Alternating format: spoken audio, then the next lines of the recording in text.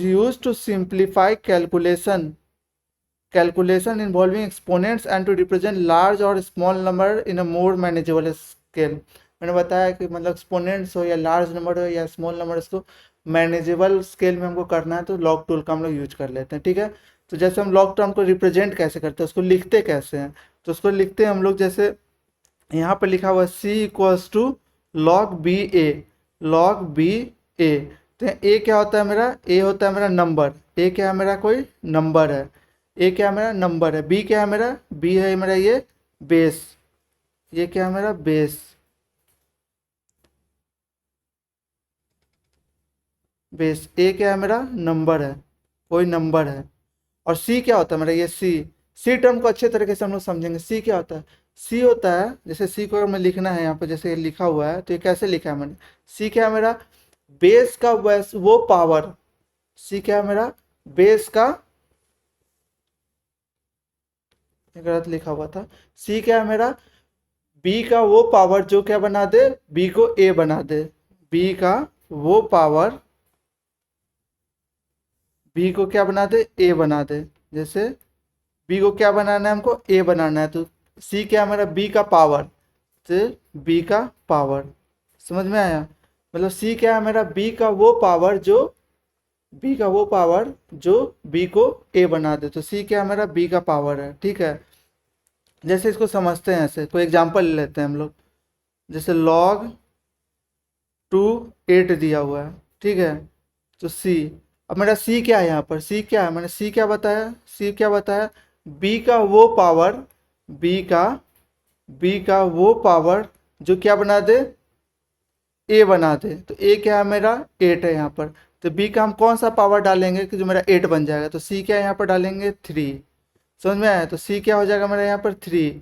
तो इसको कैसे लिख सकते हैं, और इसको और अच्छे तरीके से समझना है, तो log 2 two to the power 3, समझ में आया, 8 को हम 2 टू पावर 3 लिख दिए। और ये 3 क्या होता है, प्रॉपर्टीज होता है कि जो भी नंबर का जो पावर होता है वो कोफिशिएंट बन के बाहर आ जाता है, तो सी क्या हो जाता है मेरा 3 log 2 2, तो ये टोटल टर्म मेरा क्या हो जाता है 1। जब बेस और नंबर दोनों सेम हो, बेस और नंबर दोनों सेम हो तो क्या हो जाता है वो 1 हो जाता है, प्रॉपर्टी में आगे हम लोग पढ़ेंगे, तो ये क्या हो जाता है ये 1 हो जाएगा, तो सी क्या आ जाएगा 3।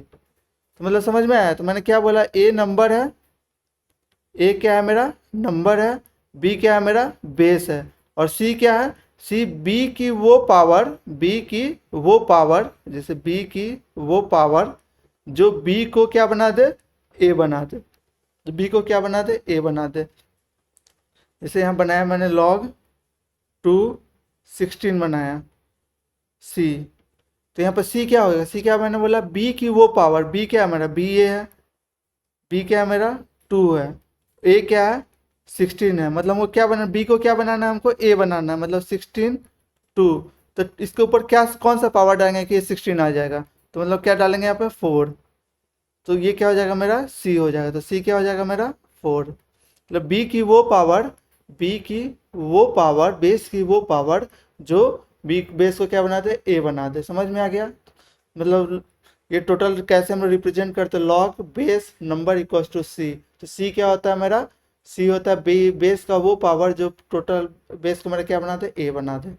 समझ में आ गया, तो क्या कैसे उसको रिप्रेजेंट करते A equals to B C, B to the power C, base का वो पावर जो क्या बना दे उसको, बेस को क्या बना दे ए बना दे, तो जैसे बेस को ए बनाना है तो उसके ऊपर कौन सा पावर डालेंगे, जैसे 8 है तो 2 टू द पावर 3, तो 3 क्या हो जाता है मेरा सी हो गया इसमें। समझ में आ रहा है, चलिए आगे चलते हैं, इसका प्रॉपर्टीज पढ़ेंगे तो और अच्छी तरीके से क्लियर होगा। प्रॉपर्टीज जाने से पहले हम लोग इसका एक ग्राफ समझ लेते हैं। ग्राफ क्या होता है, ग्राफ ग्राफिकल रिप्रेजेंटेशन अगर आपको समझ में आने लगे तो आप ग्राफ के वे में सोचने लग जाएंगे तो आपके लिए चीज़ें आसानी हो जाएंगी, जैसे वन वन फंक्शन समझना है, ऑन टू फंक्शन समझना है, तो आप ग्राफ के वे में अगर आप समझने लग जाएंगे तो चीज़ें तुरंत सॉल्व हो जाएंगी। जेई मेंस एडवांस या किसी भी कम्पिटेटिव एग्जाम में अगर टाइम कम होता है तो उस समय हम लोग को ग्राफिकल रिप्रेजेंटेशन समझना आना चाहिए, सबका ग्राफ हमको पता होना चाहिए।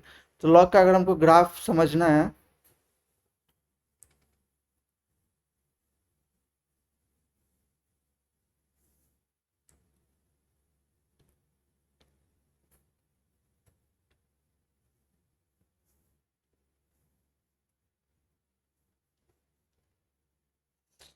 ग्राफ इसका देखते हैं हम लोग। ग्राफ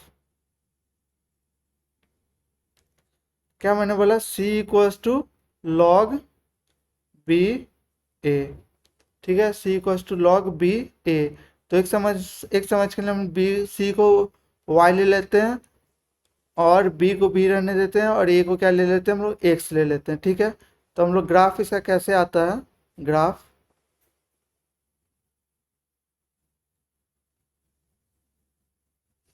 ये पॉइंट मेरा क्या हो जाता है, ये पॉइंट हो जाता है मेरा जैसे 1,0 है, मतलब ये मेरा एक्स है और ये वाई है। तो ये क्या होता है मेरा 1,0।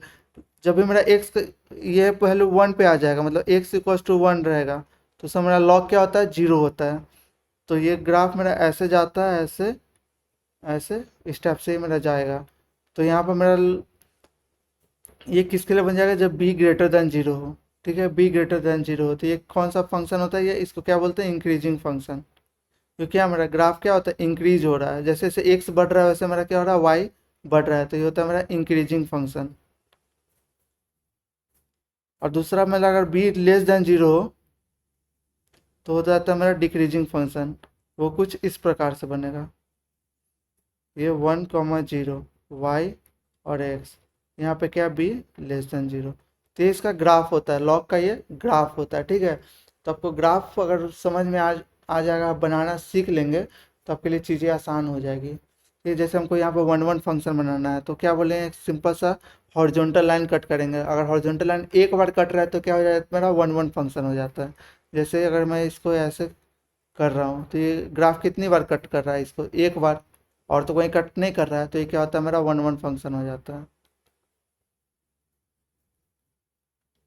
समझ में आ गया। वैसे वर्टिकली कट करेंगे, तो अगर एक बार कट कर रहा है तो क्या होता है, ऑन टू फंक्शन हो जाता है।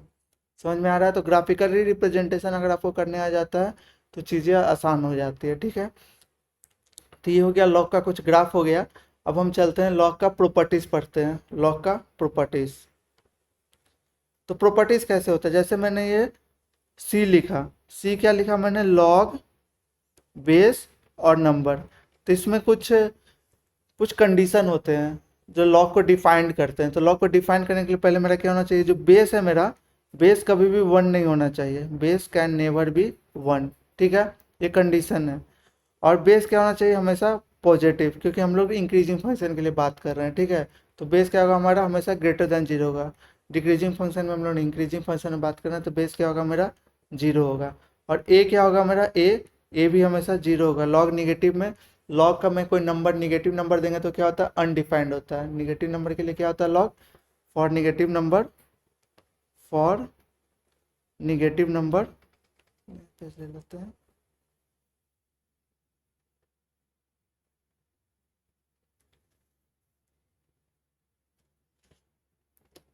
नोट करते जाएंगे, for negative number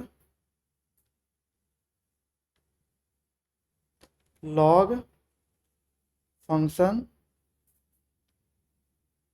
is not defined. ठीक है, मतलब मेरा क्या होगा, जब मैं सी इक्वल्स टू लॉग बी ए लिख रहा हूँ तो इसके लिए मेरा क्या होगा, ए ऑलवेज ग्रेटर देन 0। ठीक है, तो ये चीज़ें बहुत काम में आएगी जब हम लोग डोमेन और रेंज निकालेंगे ना, वहाँ पे ये कंडीशन, जैसे बेस हमेशा क्या होता है, base can never be equals to 1 log को डिफाइन होने के लिए, और बेस क्या होता है, ग्रेटर देन 0 इंक्रीजिंग फंक्शन के लिए। तो हम लोग क्या करते हैं, ये कंडीशन का यूज करके हम लोग डोमेन निकालते हैं। ठीक है, डोमेन निकालेंगे या रेंज निकालेंगे, समझ में आ रहा है। तो ये कंडीशन हमारे लिए बहुत ही इंपॉर्टेंट है। तो ये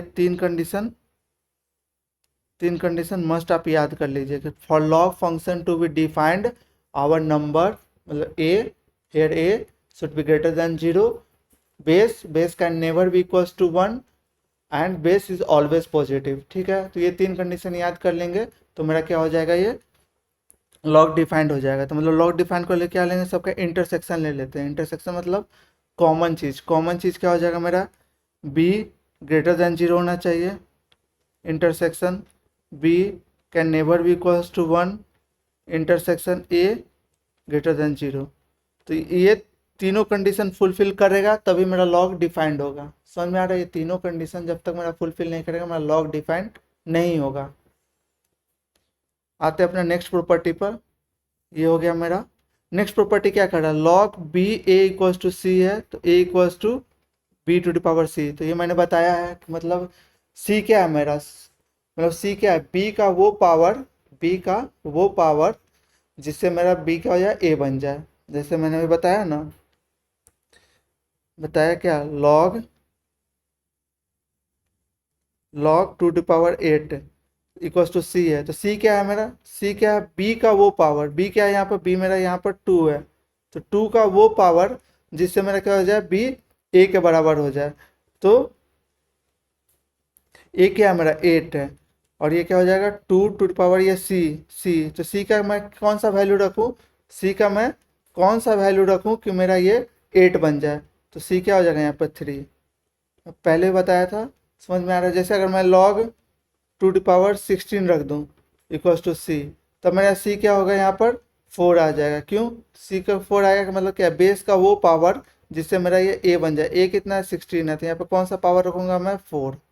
समझ में आ रहा है ना, मतलब सी क्या है मेरा, बेस का वो पावर जिससे मेरा बी क्या बन जाए, ए बन जाए। जैसे log to the power log to का 32 रख लेता हूँ मैं इक्वल्स टू सी। तो यहाँ सी क्या हो जाएगा, पहले मेरा बी खोजते हैं। तो बी क्या मेरा यहाँ पर 2 है, 2 है, और यहाँ पर सी निकालना है मुझे, ये सी हो जाएगा। और कितना हमको लाना है, ये 32 ए लाना है। तो बी का वो पावर, बी का वो पावर जिससे मेरा बी क्या बन जाए, ए बन जाए। तो सी क्या रखूँगा कि ये 32 आ जाएगा। क्या रखूँगा C, two two power 6 two power 5, ठीक है 32। तो सी क्या आ गया मेरा 5। समझ में आया ना हम कैसे निकाल रहे हैं, ये कंडीशन हो गया। सिंपली याद करना है इसको, इसको याद करने के लिए जनरली लोग रटवा देते हैं, मेमोराइज करा देते हैं कि 10 बार रटो याद हो जाएगा। नहीं, सिंपल हमको याद रखना है कि सी क्या है मेरा, बी का वो पावर जिससे मेरा बी ए बन जाए। सिंपल।